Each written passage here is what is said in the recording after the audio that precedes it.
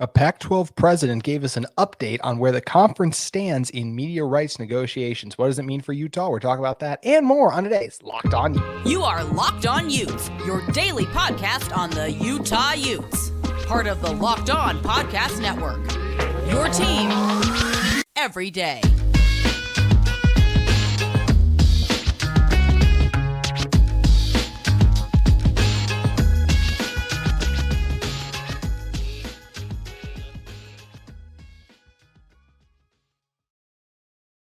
Hello, everyone, and thank you for making Locked On Utes your first listen every single day. We are available on all platforms, including YouTube. Today's episode is brought to you by Birddogs. Go to birddogs.com/LockedOnCollege. When you enter promo code LockedOnCollege, that's all caps, LockedOnCollege, one word, they'll throw in a free custom Birddogs Yeti-style tumbler with every order. So make sure you guys head over to Birddogs, and we'll hear a little bit more from our friends at Birddogs a little later in the show. My name is JT Wistrcill, former intern inside the University of Utah Athletic Department. If this is your first time joining us, make sure you guys like and subscribe. Also, would love to hear from you guys in the comments.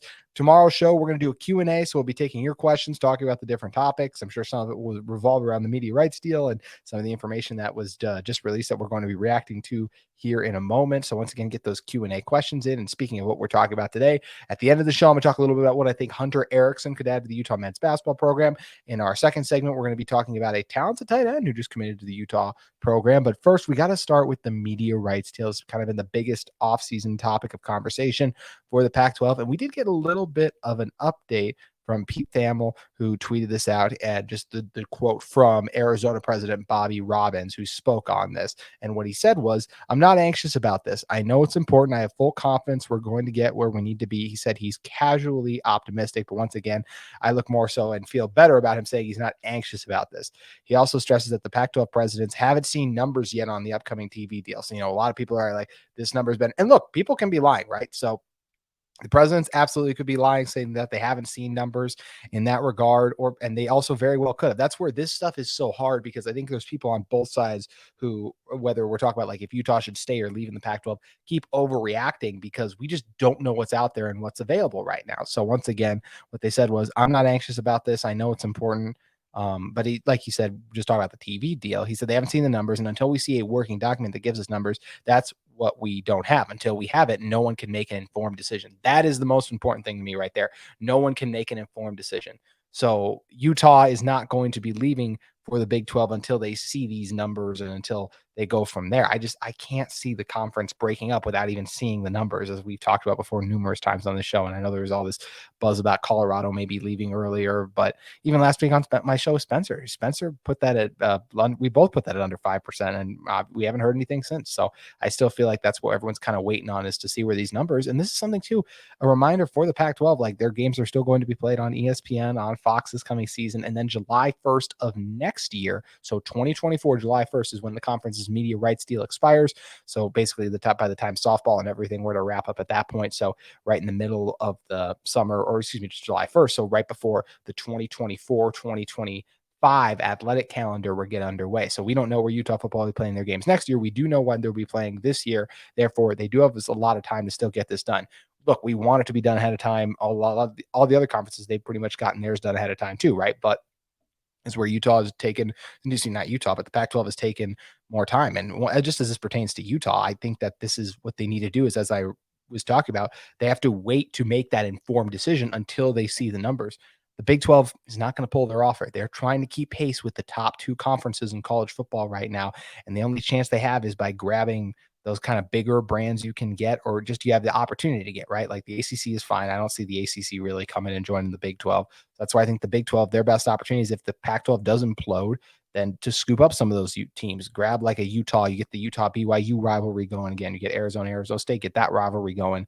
And then you bring Colorado in as well, who's on the rise with Deion Sanders. Like that's what would happen if the deal wasn't as optimistic. But I don't see why the Big 12 would pull that option, because it wouldn't be good for them business-wise, because who's to say ACC schools would be interested? We've already heard a lot of the rumors about the Pac-12 schools being interested, and every conference is just trying to fight for their future, which is suddenly in the air if you're not the SEC and the Big 10 at least a little bit. And also just reacting to more of the statements he kind of made. Bobby Robinson also stressed the Pac-12 presidents.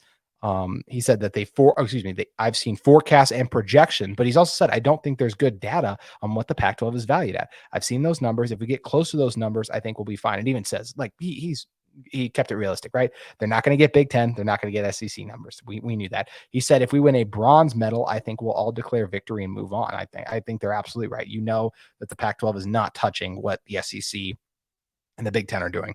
Frankly, I would be shocked if they did finish higher than fifth at that point. But look, who's to say they couldn't, right? Because once again, we haven't seen the numbers. Do I believe they'll finish in third? I doesn't feel like it, but all these quotes and everything we've seen are just once again another reminder of how little we know of what's going on. We can react to reports and different things like that, but this stuff too, whenever it comes from Thamel, like what he's putting out here, and then whenever you're hearing stuff you are from a Bobby Robbins, John Costanzo, I think I might have just mispronounced his name, but he also put some stuff out as well, just in general, talking about the conference and where they're at in their media rights deal too. So that's very noteworthy. Those are kind of the main sources I like to go with.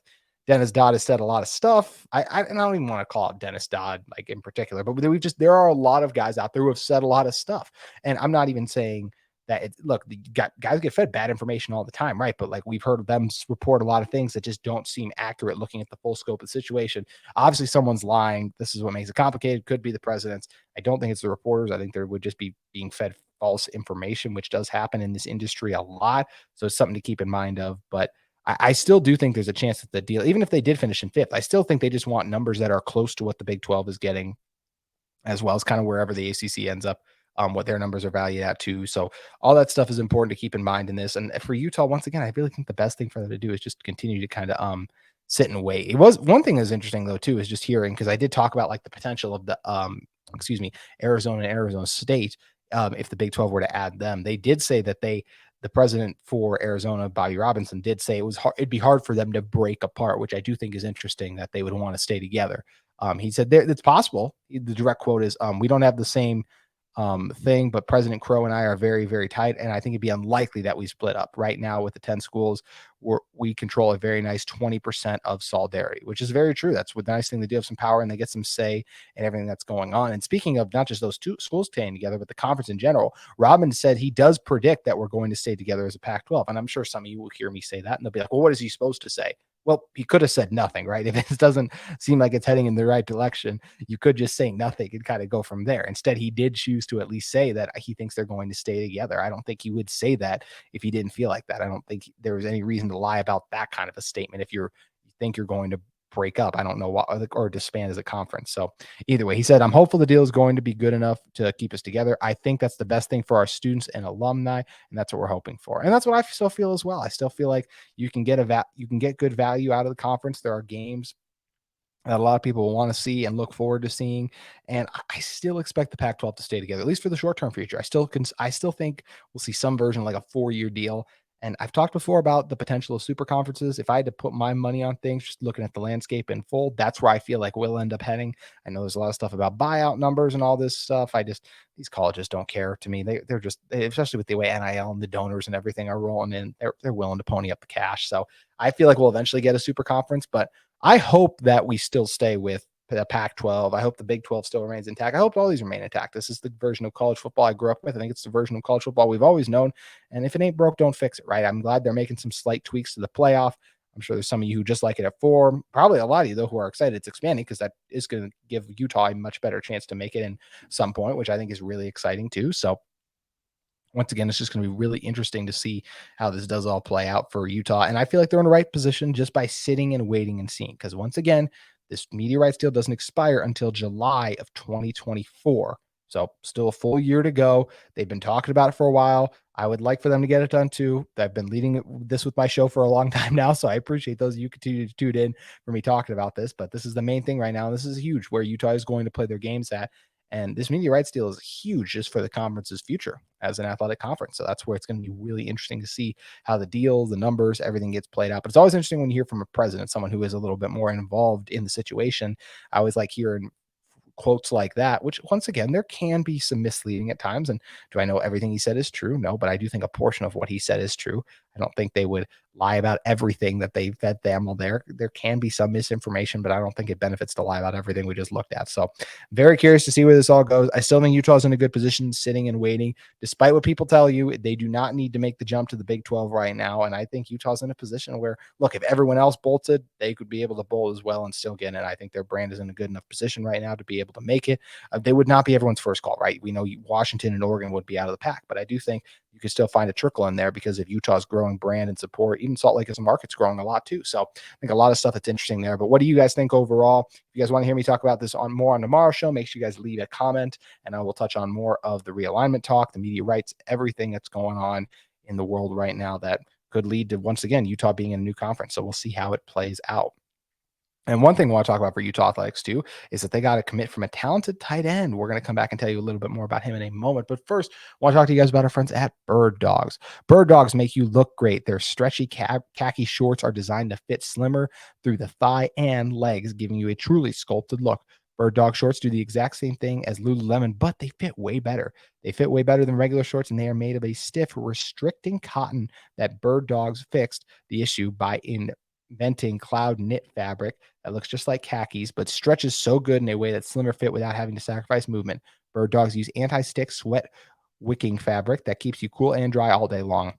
I am recording this podcast while I'm currently wearing a pair of Birddogs. Also, they're my new favorite pair of shorts. I got a pair recently. The great people at Birddogs sent us some. I wear them out all the time, whether it's going out to watch a movie, maybe just going out to watch a big sporting event that's going on, hanging out with friends, going on a date, all those kind of things. That's what Birddogs is perfect for. And now you guys can get in on a great offer from Birddogs too, as you can go to birddogs.com/lockedoncollege and enter promo code lockedoncollege, all caps, for a free Yeti style tumbler with your order. That's birddogs.com/lockedoncollege for a free Yeti style tumbler. You won't want to take off your Birddogs, we promise you. So once again, go to birddogs.com/lockedoncollege and enter your promo code lockedoncollege, one word, all caps, to get in on a great offer from our friends at Birddogs.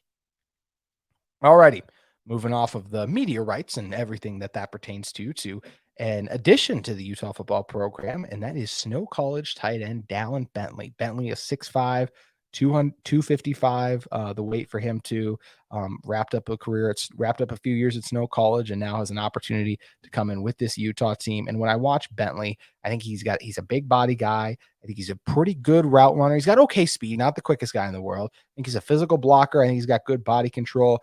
I think he can survive ankle tackles too. He does a good job tracking passes in, blocks through the whistle, good adjustment on balls in the air too. He can get some yards after the catch, good check down option. If guys go for his legs, he can break through those tackles as well. That was something I was encouraged by. Look, Bentley's going to get buried on the tight end depth chart a little bit, but I do think this is a guy where I at least watch the film and I'm like, you know what? There's a chance if he's got the potential. It seems like he's got the work ethic too. You never know. He would at best be the fourth or fifth tight end, obviously, with what the team is going to have, and Landon King as second or third, Yasmin, who's probably going to be a second, at worst the third, and then Keithy, obviously the unquestioned number one guy. So Bentley will be battling out with the Noah Bennies of the world, the Isaac Vajas of the world. So I'm curious to see how he's going to do when he gets up with the team. But it's cool to see his announcement. He said, "I'm excited to announce my commitment to the University of Utah." He wanted to thank those for giving the opportunity and all those who helped him get there too. And it's exciting whenever you're adding guys too. And just, it's nice to get extra depth as well. And this is a guy that did have an offer to play for Washington too. He had one to Colorado. He had one to Louisville. And where did he end up choosing? He ended up choosing going to, and I apologize if you guys heard that. I don't know what that noise was, but and where did he end up going to? I think it's really exciting that he ended up choosing Utah over those other schools. And it just once again speaks to the position that Utah athletics are currently in right now, right? Where you have guys who want to come and join this program, because what does it give you the opportunity to win, to play? Because it's an open competition, right? This isn't a program that promises guys playing time. We've seen that time and time again. We don't watch a guy come in and we're like, oh, he's the best. Like Charlie Brewer was not promised the starting job. He beat out Cam Rising in training camp, or excuse me, just in fall camp. And then during the season, he didn't perform as well. So then they made the switch and put Cam in there. That's how this team works. If you perform the best, you will be the starter. Now, I'm sure they give some guys like, oh, you have a great opportunity to start. I'm sure they tell that to the guys they bring in that are talented recruits, because the truth is when you are a talented recruit and have done things for other programs, you're putting yourself in a position to succeed somewhere else too. So that's where I do believe they might tell those guys that, but no one is promised a job, and you got to earn it each week. Maybe not in practice. I will say, I'm sure guys have a little down week in practice, but like obviously, look, Zamiah Vaughn, I don't think you're just going to bench him all of a sudden. Now, if he's performing poorly in a game, they would make that switch, but I think that's what makes Utah so appealing to some of these late transfer guys is they're able to come in. They know they're going to have an opportunity to win right away. Also going to have a chance to potentially play. Sometimes it takes a couple years for them to get in and get ready, but they know at least like if they do everything on their end, they will have a shot, which I think a fair opportunity is all you're looking for when you're in kind of the transfer game at this point. So I think that's something that's exciting too. And I always think it's good to have some good tight end depth too. You just never know. It's a physical position. The blocking as well. I should mention, I forgot when I was listing out the tight end depth. I should have mentioned Mickey Sukataraga too, but he's still such the blocking tight end for this team. I just don't see him catching a ton of passes, just like Logan Kendall. His receptions were very few and far between. He had the trick play touchdown where Nate Johnson rolled out to the right and threw it back to him to the left after he faked the block and rolled out. Then he was a check down option a few times, but did not really run many routes overall for this Utah football team. That's what I expect Sukataraga's role to be. And as last time we heard, I think he said in an interview with me and then an interview with other people as well, like this is a fluid conversation of if he was going to stay at defensive end or not. And I do believe that he is going to stay at, if he was going to stay at tight end or not. And I do believe he is going to stay at tight end just because it seemed like it went well. That's where he played all spring long. And because of the tenacity he brings in as just a blocker in general, I think that's why they are going to roll with him too. But I always like having depth at tight ends because we saw last year Brant Keithy get hurt. Utah was in a great position to have Dalton Kincaid and Thomas Yasmin, who really came on strong late in the year too, right? So that's where it's just a nice luxury to have multiple bodies and guys who are ready to step in. Because when you're blocking play after play, when you're going out for passes, you're getting hit low play after play. It's just one of those positions that injuries can pile up at.